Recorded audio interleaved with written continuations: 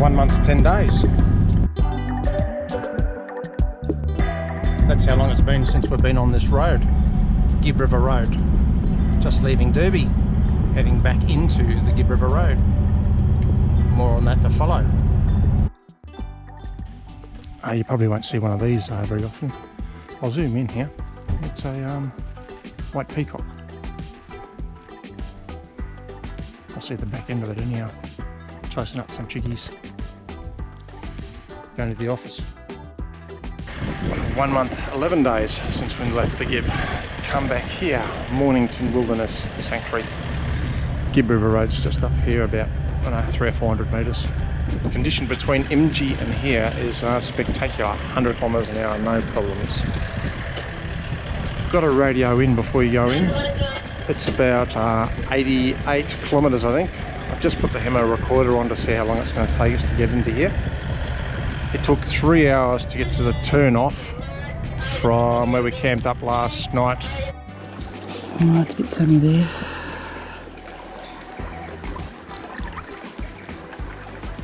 Basically that's our cabin, our safari tent just up there, and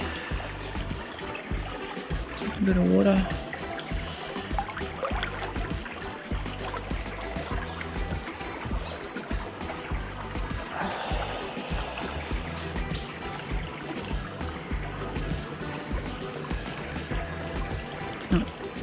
I'm standing and it's sort of up to just below my shoulders, and yeah, it is completely fresh. It's not too bad now that I'm in. It's pretty clear, but there's not a lot of sun, so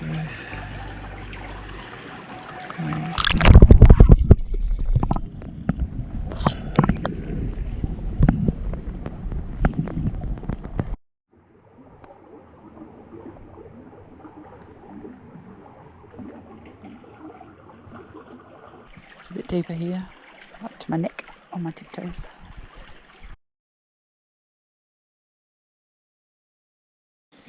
Mornington Wilderness Camp. Any creek just running out the back here. Little swimming hole down there too. The boss has been in there. Dropped the video in. We've upgraded, supersized from the Ultimates to a safari tent for the 2 nights that we're out here. Queen size bed, single bed, trundle underneath. Fan, 240 volts, so we bought the big angle in. And out the back is, well, at the front I suppose,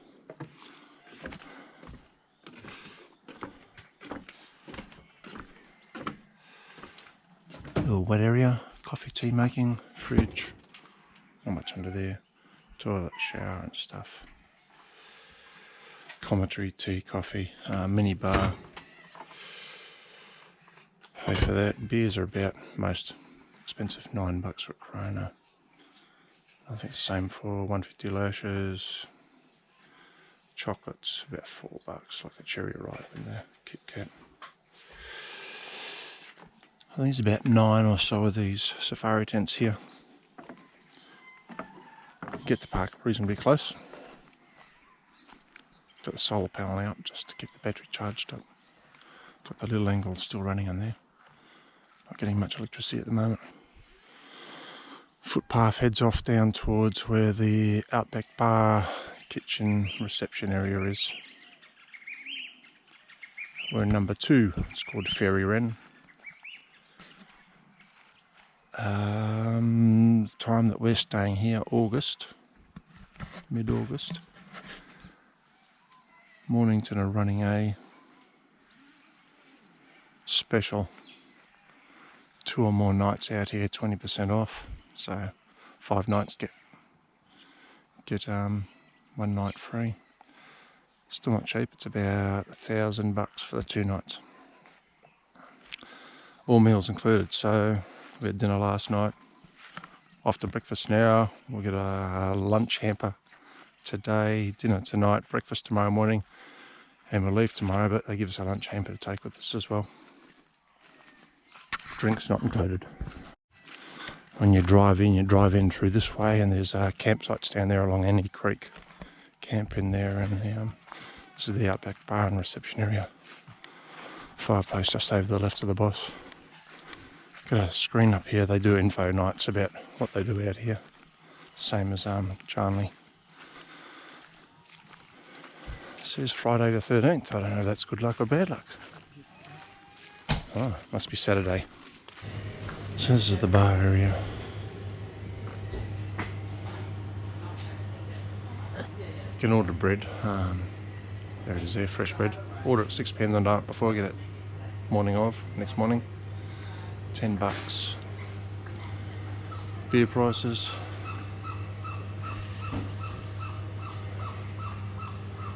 Tours that they do. They're not doing any tours at the moment, except for bird watching. I went out this morning. Breakfast, probably rate that 4 or 5 out of 10, I think. So much so that a little bit later I told them not to worry about doing a cooked breakfast for me tomorrow, except for some toast, and I'll have some cereal. Fitzroy Bluff.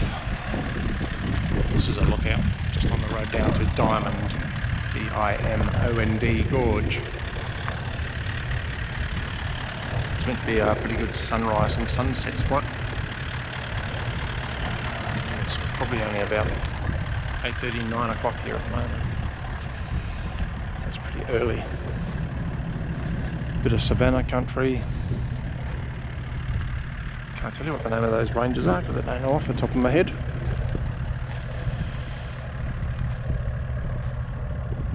But we're heading down that way.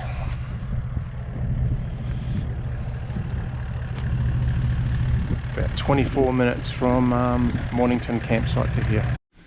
Diamond Gorge. 200 metre walk from car park. Swimming allowed. Don't pet or feed or interact with the freshwater crocs. Usual sort of warning signs, don't jump. Sign back at the turn off to this road to Diamond Gorge had a warning to engage 4-wheel drive low when going through creek crossings. We managed 2-wheel drive high all the way through, just take your time. Just coming into Diamond Gorge there's a lot of bull dust and it was pretty loose. So just a little bit of momentum up in first or second gear. Been following the little white print things across some rough country. Boss didn't want me to help her carry anything, so she's struggling a bit. A few canoes down here. I reckon we just there's there's 2 there with oars in it already, so I reckon we just take one of those. Bosses are bending this up. Good idea. Shh, shh, shh. Made it down. Just go up here and take it still. You'll see why soon.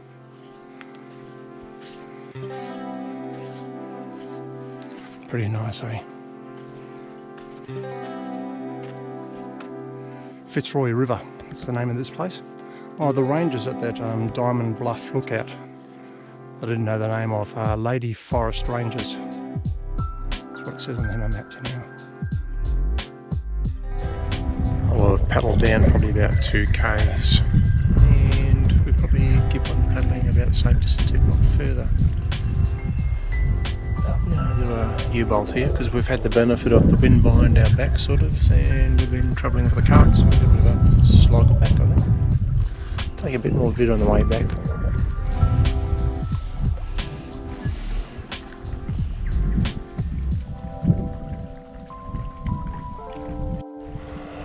Just tugging the right hand side, trying to keep out of the wind because it's blowing up from down there. A little bit further up it's coming down the gorge as well.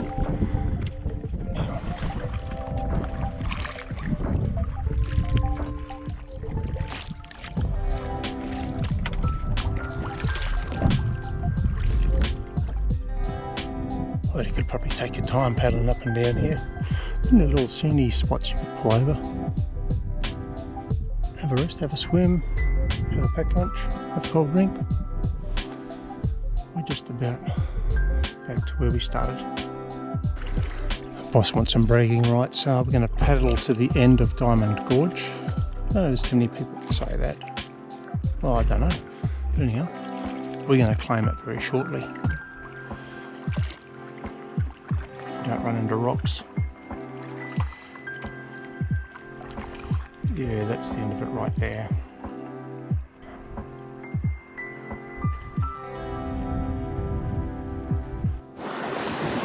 Well, for this time of season, we can successfully say we have canoed to the end of Diamond Gorge.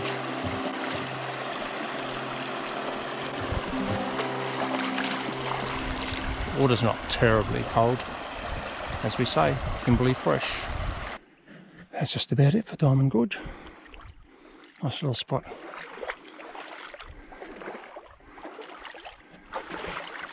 Got some interlopers coming down. Yeah. Gonna go grab a drink of water, flip the kayak over to get rid of the water in it, and probably start heading back towards Mornington. As you're coming back to Mornington from Diamond Gorge, there's a track off to the right, not too far out of Mornington. It comes in through here to a place called Cadjeput, C-A-D-J-E-P-U-T.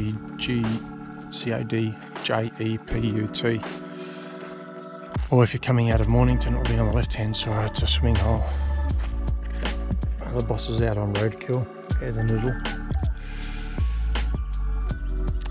I think she said, Jesus, it's cold.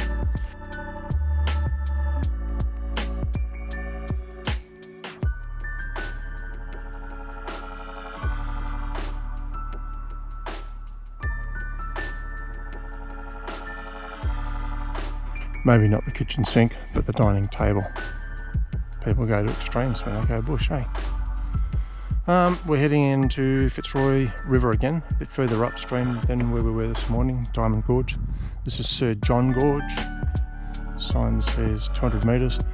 They put one kayak down here, and if you hire that kayak out, they try and stop anybody else going up the gorge for a paddle and stuff.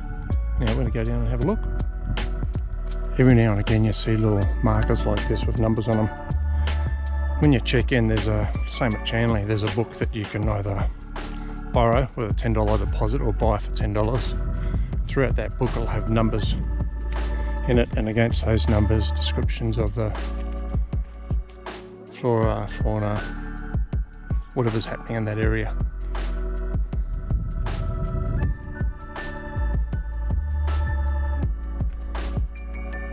Time for a splash. Get ready.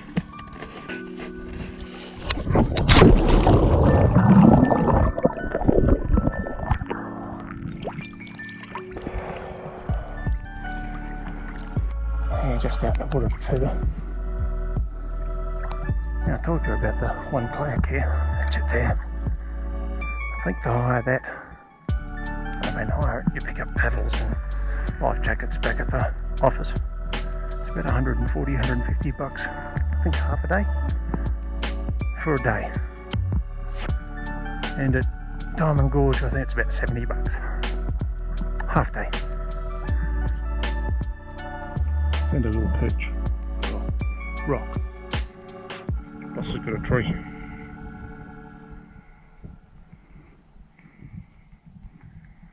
Probably have a pretty dirty ass sitting on this rock, but anyhow, nice little perch. Great view. Just in the midst of this paper bark that's in full flower at the moment. Not sure you can pick it up in the audio, but the bees here.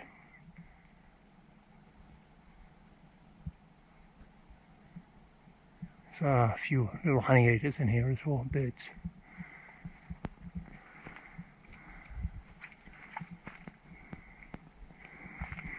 These are the flowers.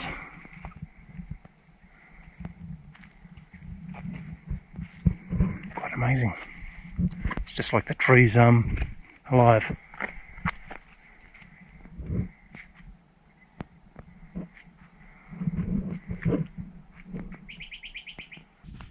I think the book says it's about a 40-minute drive out here. Is that right, Prue? Yeah, I don't know that we took that long.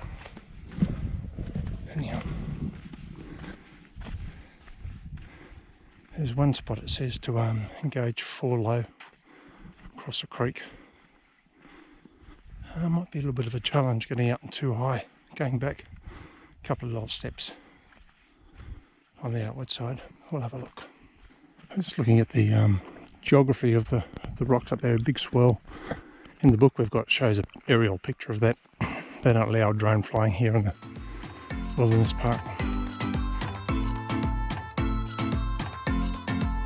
Just on the way back from Sir John Gorge, track off to the left, Blue Brush Wetlands. Boss pulled in here, she wants to have a look, so we'll have a look. The sign here, arrow. There's a bird hide over there.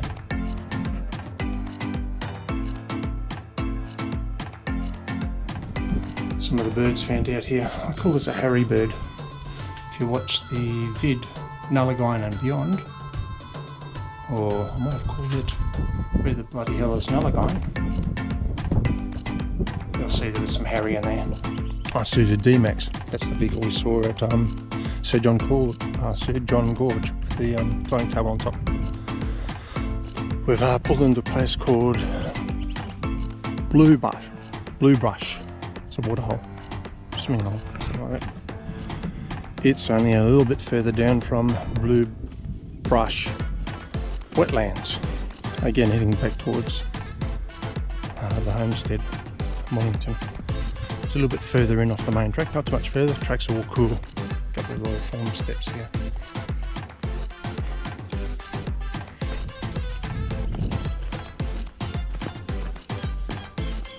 Didn't bring the towel down this time, just come down to have a look, I think. Unless the boss jumps in. Just never know. Won't take it down the other way because it'd be embarrassing. A couple down there lying down. Yeah, now. This is the waterhole. Little swing off it. No, I'm not going to do the swing. Just close the edges I can.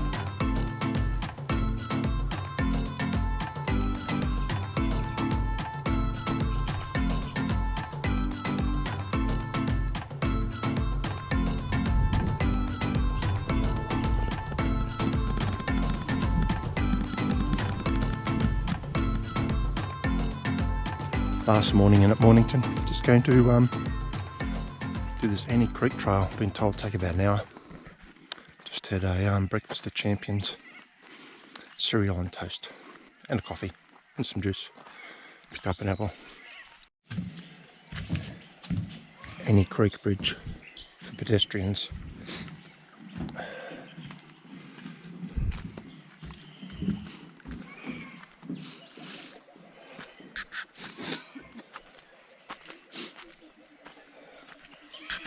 I've eaten the fruit off this tree many years ago. A cluster fig. It's actually got some figs on it. You need to know where to look. Like most fig trees, they grow the fruit off the branches.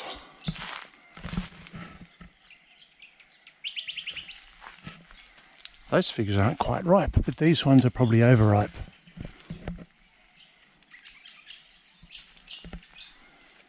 Fruit bats love them. So do ants. So you do manage to score one of these which are ripe, break it open first, make sure there's not full of ants. Ah, another tree that I'm familiar with. Wild plum, not the season for it though. A little bit too late. Just learnt something new. Flinders pea. It does have pea-like things on it. Got no idea if they're edible or not. Not about to try and find out. If you know, let me know. I'd be interested to know. Still walking along them. There goes a caravan. Along Annie Creek here.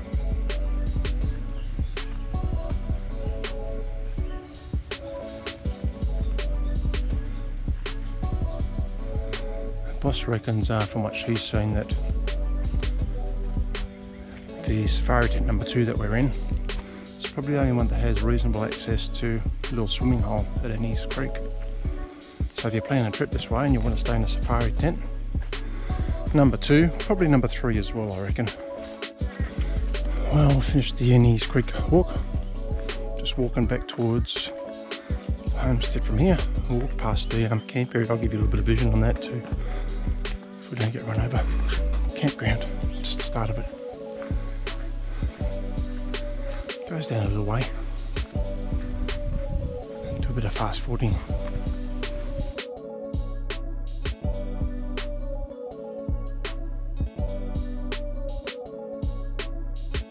So the dunnies here are flushing. They're not drop toilets. Pretty flash. Well, that's probably just about the end of the campground down here. Off to the right. Amenities.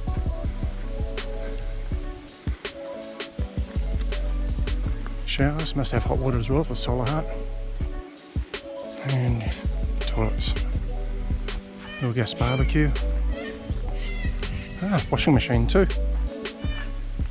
Maybe. Washing sinks. Yeah, that's our dust coming out. Gibb River Road. Hour 12 from Mornington to Gibb River Road.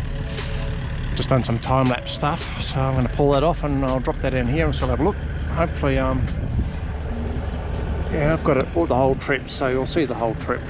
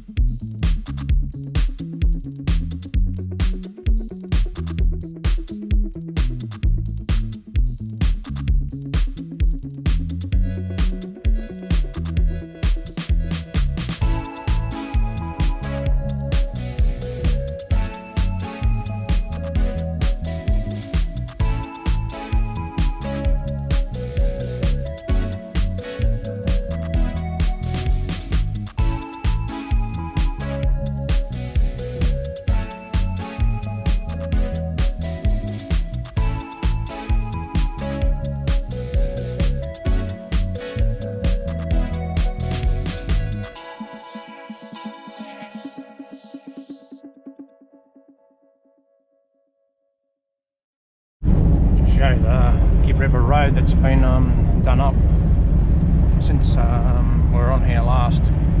It starts sort of west side of the Mornington turn off and goes to about MG. Isn't too bad, maybe a little bit further as well. Last time we're coming through here we were about 40 kilometres an hour, sometimes slower. Now I'm sitting on 108, 109 k's an hour. So market difference.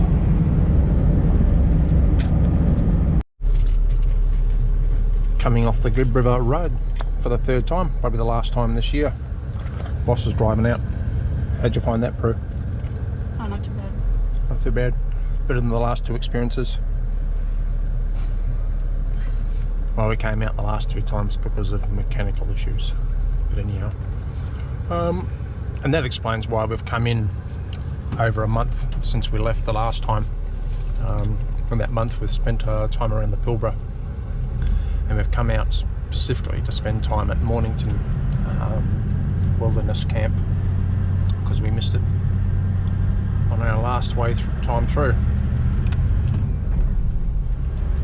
Good experience out there. Did you enjoy that, Prue, out at Mornington? Yeah, it was lovely.